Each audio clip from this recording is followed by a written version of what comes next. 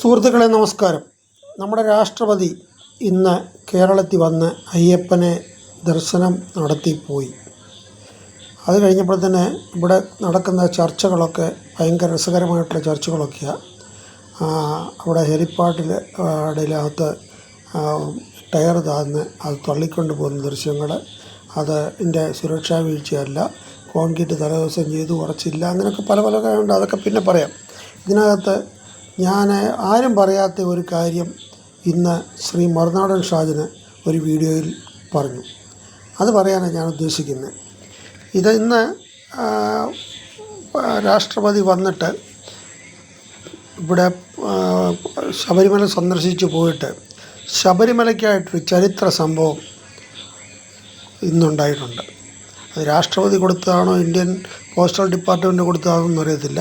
ശബരിമലയ്ക്ക് മാത്രമായിട്ടൊരു പിൻകോഡ്.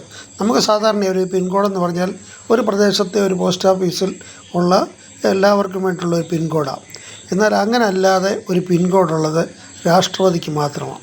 ആ രാഷ്ട്രപതിയുടെ പിൻകോഡെന്ന് പറഞ്ഞു കഴിഞ്ഞാൽ 110004, അതാണ് രാഷ്ട്രപതിയുടെ പിൻകോഡ്.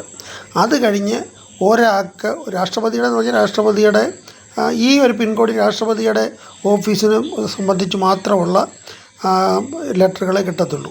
അത് കഴിഞ്ഞിട്ടൊരു പിൻകോഡ് ഇന്ന് അനുവദിച്ചിരിക്കുന്നത് നമ്മുടെ സാക്ഷാൽ അയ്യപ്പനാണ്. ആ അയ്യപ്പൻ്റെ പിൻകോഡാണ് 689713. 689713. ഇതൊരു ചരിത്രപരമായ ഒരു സംഭവമാണ്. രാഷ്ട്രപതി കഴിഞ്ഞാൽ അയ്യപ്പന് മാത്രമായിട്ടൊരു പിൻകോഡ് കിട്ടിയിരിക്കുക.